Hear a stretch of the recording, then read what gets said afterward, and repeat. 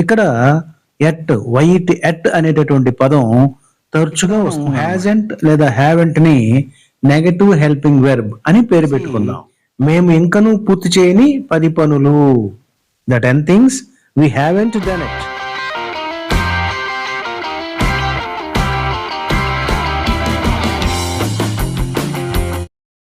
నమస్తే friends, present perfect tense లోని negative వాక్య నిర్మాణాన్ని కథల ద్వారా నేర్చుకోవడానికి మీకు స్వాగతం. ప్రజెంట్ పర్ఫెక్ట్ టెన్స్ యొక్క వాక్య నిర్మాణం ఎందుకు అవసరం అవుతుందంటే, గతంలో మొదలైన లేదా జరగాల్సిన పని ఇప్పటి వరకు జరగలేదు లేదా పూర్తి కాలేదు అని చెప్పడానికి ఈ యొక్క వాక్య నిర్మాణం మనకి అవసరం అవుతుంది.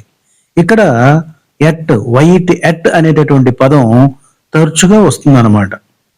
దీని యొక్క సింటాక్స్ గమనించినట్లయితే సబ్జెక్ట్ ప్లస్ హ్యావ్ నాట్ లేదా హ్యాజ్ నాట్, వీటిని మనం కంట్రాక్షన్స్ లో చెప్పాలంటే హ్యాజెంట్ లేదా హ్యావెంట్ ప్లస్ వెర్బ్ 3 అంటే పాస్ట్ పార్టిసిపుల్ ప్లస్ ఆబ్జెక్టివ్ లేదా ఇతర పదాలు. ఓకే, ఇక్కడ మనం హ్యాజెంట్ లేదా హ్యావెంట్ ని నెగటివ్ హెల్పింగ్ వెర్బ్ అని పేరు పెట్టుకుందాం. ఇక్కడ నెగటివ్ హెల్పింగ్ వెర్బ్ సబ్జెక్టుని బట్టి వస్తుంది అనమాట. సబ్జెక్టు థర్డ్ పర్సన్ సింగులర్ అయితే హ్యాజెంట్ వస్తుంది, మిగతా అన్ని సందర్భాలలో హ్యావెంట్ వస్తుంది. మరో విధంగా చెప్పుకోవాలంటే సబ్జెక్టు గనక ఐ, వి, యు, దే లేదా ఎనీ అదర్ ప్లూరల్ నౌన్స్ కి హ్యావెంట్, అలాగే హీ, షీ, ఇట్ లేదా ఎనీ అదర్ సింగులర్ నౌన్ కి హ్యాజెంట్ లేదా హ్యాజ్ నాట్ అనేటటువంటి హెల్పింగ్ వర్బ్ వస్తుంది. ఫ్రెండ్స్, ఈ యొక్క ప్రజెంట్ పర్ఫెక్ట్ టెన్స్ నెగిటివ్ వాక్య నిర్మాణం చాలా తేలికగా ఉంటుంది. అందున ఇది మన 9వ ఎపిసోడ్. గత 8 ఎపిసోడ్స్ ని మీరు ఫాలో అయి ఉంటారు గనక మీకు ఇది మరింత తేలికగా ఉంటుంది. కాబట్టి మనం ఈ వీడియోకి చాలా తక్కువ సమయం కేటాయిద్దాం. త్వరగా మనం కేవలం 2 లేదా 3 ఉదాహరణలతో ఈ వీడియోని మనం కంప్లీట్ చేసుకుందాం. నాకు తెలిసి మీకు ఎలాంటి డౌట్స్ రావు. వస్తే గనక మీరు తప్పకుండా కామెంట్స్ లో విషయం తెలియజేయండి. ఓకే ఫ్రెండ్స్, కథ పేరు వచ్చేసి మేము ఇంకనూ పూర్తి చేయని 10 పనులు. The 10 things we haven't done it. Okay friends, నేను నా స్నేహితులకు ఇంకా కాల్ చేయలేదు. మా నాన్నగారు ఇంకా కొత్త ల్యాప్టాప్ కొనలేదు. మేము కొత్త ఇంటికి ఇంకా వెళ్ళలేదు. అతను తన ప్రాజెక్టును ఈ వారం సమర్పించలేదు. మా టీచర్ ఇంకా పరీక్ష ఫలితాలను ప్రకటించలేదు. విద్యార్థులు ఈసారి కొత్త యూనిఫామ్ ధరించలేదు. నీవు ఇంతకు ముందు విమానంలో ప్రయాణం చేయలేదు. ఆ పెద్దాయన ఎప్పటికీ విశ్రాంతి తీసుకోలేదు. వాళ్ళు ఈ పాఠశాలలో ఎప్పుడూ చదువుకోలేదు. మేము మా బస కోసం ఇంకా డబ్బు చెల్లించలేదు. ఇవన్నీ కూడా అన్ఫినిష్డ్ టాస్క్స్ అన్నమాట. వీటిని మనం ప్రజెంట్ పర్ఫెక్ట్ నెగటివ్ వాక్య నిర్మాణంలో రాయాల్సి ఉంటుంది. ఓకే, సరే, ఇప్పుడు కథలోని కొన్ని వాక్యాలను మనం గ్రామర్ విశ్లేషణతో చెప్పుకుందాం. ముందుగా మొదటి వాక్యం, నేను నా స్నేహితులకు ఇంకా కాల్ చేయలేదు. I haven't called my friends at. Okay, దీనిని మనం ఎలా రాసామో విశ్లేషించుకుందాం. అసలు ఇది ప్రజెంట్ పర్ఫెక్ట్ లో ఎందుకు అంటే, కాల్ చేసే పని ఇప్పటి వరకు పూర్తి కాలేదు. ఎట్ ఇంకా పూర్తి కాలేదు. ఫలితం వారు ఇంకా సమాచారం అందుకోలేదు.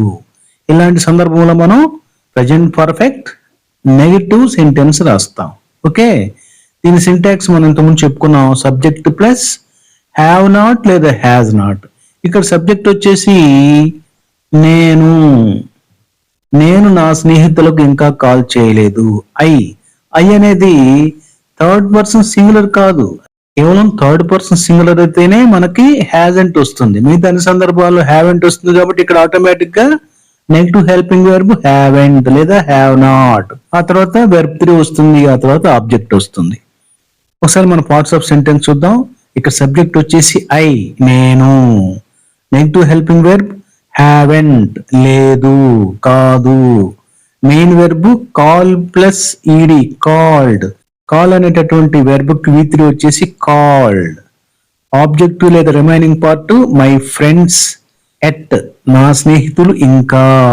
ఎట్ అనేది చివరిలో రాయాలన్నమాట. ఇప్పుడు అనువాద వాక్యం చూద్దాం. Subject I plus negative helping verb haven't plus V3 called plus remaining part my friends at. I haven't called my friends at. Friends, ఇప్పుడు రెండవ వాక్యం చూద్దాం. మా నాన్నగారు ఇంకా కొత్త ల్యాప్టాప్ కొనలేదు. ఈ ల్యాప్టాప్ కొనే పని ఇంకా జరగలేదు అంటే ఇంకా కొత్త ల్యాప్టాప్ అందుబాటులో లేదు. కాబట్టి దీన్ని మనం పర్ఫెక్ట్ లో నెగిటివ్ సెంటెన్స్ రాయవలసి ఉంటుంది. ఈ సింటాక్స్ మీకు తెలుసు కనుక పార్ట్స్ ఆఫ్ సెంటెన్స్ చూద్దాం. దీనిలో సబ్జెక్ట్ వచ్చేసి మా నాన్నగారు, మై ఫాదర్. మై ఫాదర్ అనేది థర్డ్ పర్సన్ సింగులర్ కాబట్టి ఇక్కడ మనకు నెగిటివ్ హెల్పింగ్ వెర్బ్ ఏమొస్తుంది? హ్యాజెంట్ లేదా has not. Main verb V3 past participle రూపం కొనటం bought, buy bought bat.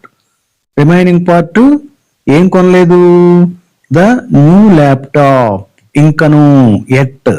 The అనేటటువంటి డెఫినెట్ ఆర్టికల్ తో కలిపి మనం రిమైనింగ్ పార్ట్ ని చెప్పుకుంటే ద న్యూ ల్యాప్టాప్ మరియు ఇంకను అనేటటువంటి అర్థంలో ఎట్ వాడతాం. టోటల్ గా వాక్యం my father hasn't bought the new laptop yet. Okay friends, ఇప్పుడు ఏడవ వాక్యం నీవు ఇంతకు ముందు విమానంలో ప్రయాణం చేయలేదు. ఇప్పటివరకు మనం ఎట్ తో వాక్య నిర్మాణం చేశాము. ఇక్కడ ఇంతకు ముందు బిఫోర్ అనేటటువంటి పదం వాడాలి కనుక దీనిని ఉదాహరణ వాక్యంగా తీసుకుందాం. దీనిలో వచ్చేసి ప్రయాణం చేసే అనుభవం ఇప్పటి వరకు నీ జీవితంలో లేదు అని చెప్పటానికి మనం ఈ యొక్క పర్ఫెక్ట్ టెన్స్ లోని నెగటివ్ వాక్య నిర్మాణం తీసుకోవాలి. ఇక్కడ ఎట్ బదులు బిఫోర్ వస్తుంది.